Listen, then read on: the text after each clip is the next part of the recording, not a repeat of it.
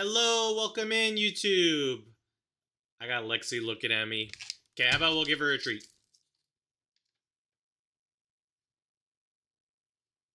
Lexi, YouTube, Lexi. Okay, welcome in, everybody. So my name is Biz. I'm using this YouTube channel, so I'm new to YouTube still. This is my second video, and I'm using this YouTube channel to talk about movies because I'm a huge movie lover. I'm not like this crazy critic. I'm just a guy with a 9 to 5 that loves watching a lot of movies on the weekends. I wanted to talk about today my favorite like genre, which is psychological horror, psychological thrillers, like movies where when you're done, you're like, what the heck did I just watch? Like I kind of understood what happened, but I kind of don't. And it keeps you guessing the whole time. The whole time you're like wondering what's going to happen next. These are all directed by the same director, Oriol Paulo. He is a Spanish director, so all of these are Spanish films, all with subtitles. If that's not your cup of tea, I totally understand. I used to be the same way. I would recommend that you gotta expand your horizons, your imagination, because there's like a whole world of really good foreign films that are out there that you have to watch. These are three of them that I have really liked. I'm gonna rank these in like my third favorite, second favorite, first favorite. There's no correct order though. I love them all. I don't think you'll be disappointed by any of them. The first one is gonna be Mirage.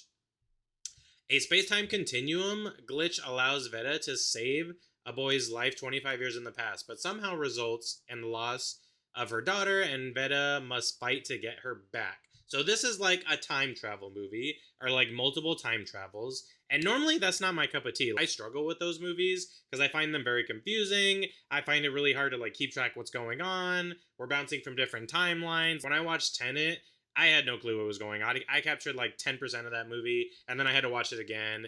So I went into this movie like thinking it was that. It was much easier to follow. It was a great story. I really thought it came to a good like conclusion and ending. So basically what happens as it starts out is you have this young kid, Nico, who's probably like 10 years old. And this takes place like in the 1980s. It kind of opens up. And this kid is like playing his guitar, jamming out. Mom goes off to work or something like that. And then he hears this like, loud sound, right? So he goes and explores. It comes from the neighbor's house, goes to the neighbor's house, and he witnesses like a murder, right? He sees this woman die, and he's like, oh, damn, let me get out of here, because he's getting chased down. He's next, right? So he runs out of the house, and then he gets hit by a car. There's that scene. That's how it opens. And then it kind of cuts to this younger woman where maybe she's like 25, 30, and they're moving into that house. She's married and she has a daughter, and they're moving in, unpacking. Later that night, she goes into the closet and there's this like TV, and then she starts watching the TV and she sees Nico, and it's Nico playing his guitar like in the same room. He's recording himself playing his guitar, and then she's watching, and then she's like, oh, this is like this weird video, like somebody left this. But then she starts noting like there's an interaction, and they both kind of like start looking at each other, and then they're able to talk and communicate. Basically what happens is she starts talking to like friends and family about this, and realizes that this is a young kid who died like in the past, and she's like, wait, what the heck? And then she goes back to the TV later, talks to the kid, and then she warns him. So ultimately he gets warned, and they're like both really skeptical of each other, but the kid ends up not dying. Like he still goes to the house, witnesses this murder, but then because he's delayed, he doesn't like walk out and get hit by a car and die. What is rule number one? We don't change the past, because that's going to screw everything up. So here we are. So that's how the movie kind of starts, and then it unfolds. And you have like Nico, who is this young kid who ends up living, and he kind of like is going on about his life, right? So his choices and his timeline continues. And then you have this woman who, she made her choice, and then so after she makes that choice, she wakes up and like her life is completely different. And she realizes that she's not married, and she doesn't have her daughter. Her job changed, like all these things changed, and she's like, what the heck?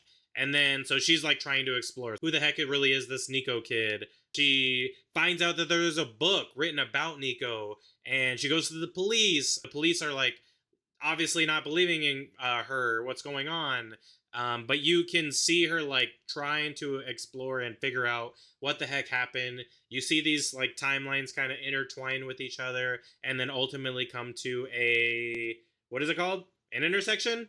They ultimately meet, right? So very interesting. And then in the background, you have this like murder because you have this kid that witnessed this murder. Who actually did it? Is there going to be justice served? So it has a lot going on, but I promise it's not too bad to understand, and it's one of my favorite movies. So the woman that plays Veda, Adriana Ugarte, I think she does a really great job. Like you can see like all of her puzzling looks, her expression of confusion, her expression of frustration when she lost her daughter. I think she does a really good job of capturing the emotion in those moments as to like how I would feel, if that were to happen. If I just woke up one morning because I messed with some stuff in the past, which I wouldn't do. I've watched too many of these movies. I would be very frustrated if I did not have my wife, if I did not have Lexi, if I did not have my dog, which she already left me.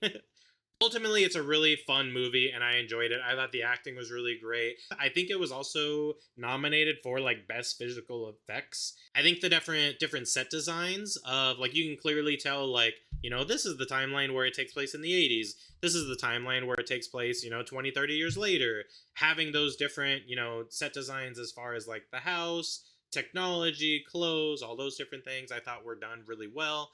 If you really wanted a good like time travel movie slash like murder mystery, this is the movie. It's an awesome one. I don't think you'll be disappointed. The second movie that I want to talk about is The Invisible Guest. So this is by the same director. This is a Spanish foreign film. Great freaking movie. A young businessman wakes up in a locked hotel room next to the body of his dead lover. He hires a prestigious lawyer to defend him, and over the course of one night, they work together to find out what happened. So it was made in 2017. I believe Mirage was made around the same timeline, maybe like 2014. But basically, this is like a whodunit, right? Like a whodunit. Some people got murdered. Who the heck did it? What the heck happened? So how this one starts essentially is you have this man that wakes up and he got like knocked out, and this woman that he's having an affair with is dead, and they're in this hotel, and he's like, what the heck? And then it kind of backtracks, so it kind of jumps around a little bit. The basis of the movie is an interview between this man that wakes up and his lawyer. The lawyer is like, you need to tell me what exactly happened that night so that I can defend you and that we can like get through these accusations, these criminal charges. So he's like, this is what happened. Me and this woman, we were driving. We were like, gonna go have an affair and bang and have our good time. But we were driving and we got in a car crash and we killed this young boy, like young man. He was like maybe 20, something like that, in college. And well, they get in the car crash and the boy is dead. The woman stays there and she's like looking after the car because their car no longer runs. And the guy's like, I'm gonna go dump this body. He goes, dumps the body, gets rid of it. While the woman is waiting, she gets picked up by this random bystander, this man. And, they go off to like his house and they discuss things a little bit. So that's essentially like what happened. And then the lawyer comes to this man. There's new information as to what happened. So the man's name is Adrian and the woman's name is Laura. That's the character names. There was new information, and this boy actually stole money, and he was on the run. So now the lawyer is like, hey, with this new information, the police are really looking into this. You need to tell me what happens. And so the man in the movie, the one that got knocked out, his name is Adrian, the character's name. He's like, that was the girl's idea. Her name was Laura, his lover. That was Laura's idea. She did it to like frame him so that way they're not looking at them as like a murder or anything like that. Adrian and Laura, they were meeting at this hotel to talk about this. He says that he got knocked out. There was a third person in the room that snuck up on him and knocked him out and then ended up killing the women. But the term invisible guest comes from because the hotel had locked windows and it had a locked doors. No way that somebody could have got in, could have got out without like having no evidence of it, right? So the whole movie just kind of unfolds and we're trying to uncover like who killed Laura. Was it, Adrian? Was it somebody else that was in the room? What ended up happening with this boy, and I thought it was exceptional. Won't really understand like who the heck did it or what went on until like the very last scene. That's kind of like the pattern with all these movies. You got to stay tuned till the very last scene and the last couple of minutes to be able to understand, how the story really unfolds and what actually happened.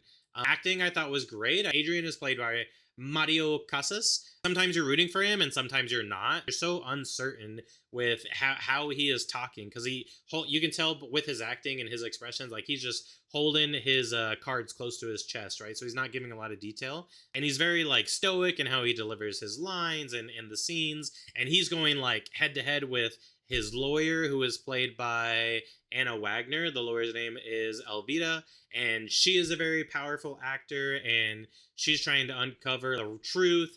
And he's maybe hiding the truth, but then slowly telling her the truth. So they're going like back and forth and having these very like direct face to face conversations trying to understand. And then we get to see the flashbacks on everything that unfolds. So this is a great like mystery who done it. But if you're looking for a good mystery, this one is it. And the last movie, number one, that I want to talk about is God's Crooked Line. And this is like one of my favorite movies. Again, of course, directed by Oriol Paulo. This one's a little newer. This was made in 2022. The description: private investigator Alice checks into a psychiatric hospital, feigning paranoia to collect evidence for a case she's been working on, the death of an inmate under ambiguous circumstances. The reality she faces in her confinement exceeds her expectations and casts doubt on her own sanity. I love movies that like make me question my sanity, what's real, what's not.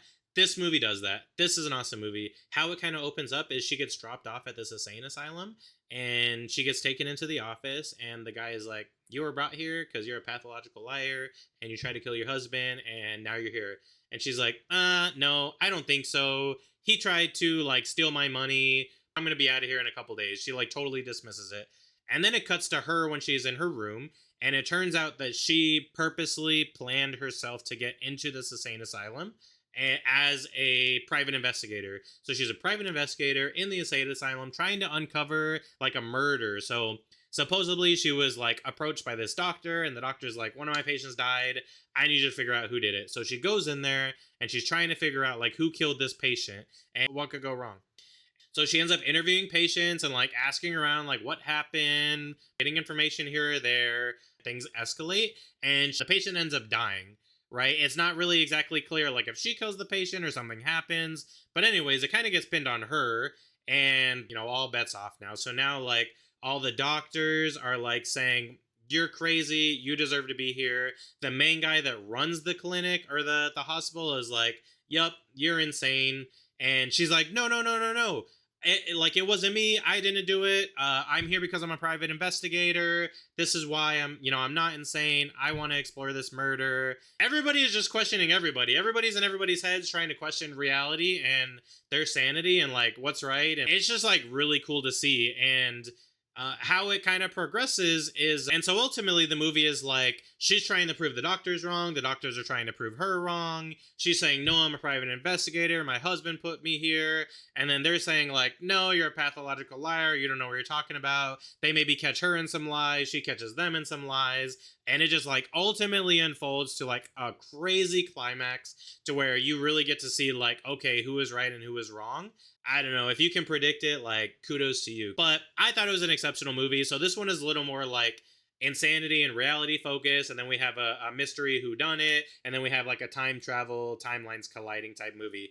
All great, fantastic movies.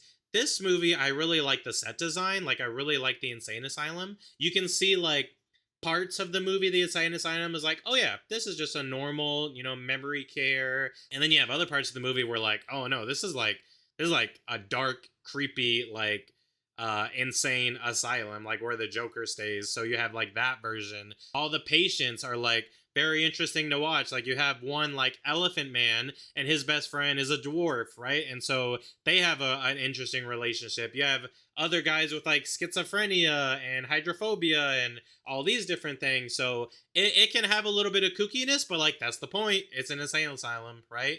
I thought the acting was fantastic. So Barbara Lenny plays the main woman, Alice. I thought she does a great job. Eduardo Fernandez plays the main like doctor, the head of the hospital, Dr. Samuel Alvar. But the main woman, who plays Alice, like she is so convincing in everything that she says. Like you don't know if she's telling the truth, if she like completely made it up in her head, if she honestly believes that she's telling the truth, but it's not. Somebody could 1000% believe they're telling the truth and what they're saying is real, but because their mind is broken, it could be like completely fabricated. And so you get to like see her working through all of that in her head. And I just thought it was really well done. I thought the head guy, Dr. Alvar, like you end up like maybe not rooting for him or hating him throughout the movie. And then there's times where you're like, oh wait, maybe this guy is like, there's a reason why he's a doctor. Like maybe we should actually believe what he's saying. But then Alice is like saying something and you're like, oh snap, like wait, maybe I'm on this patient's side. Then in the movie it kind of flirts with this idea as far because the police get involved. And so you run into this conflict where it's like, man, can you take somebody out of an asylum just because they're saying they're not insane? Like, how much does it take for somebody to prove that they're not insane? And, there's times where she's so convincing that she's not insane.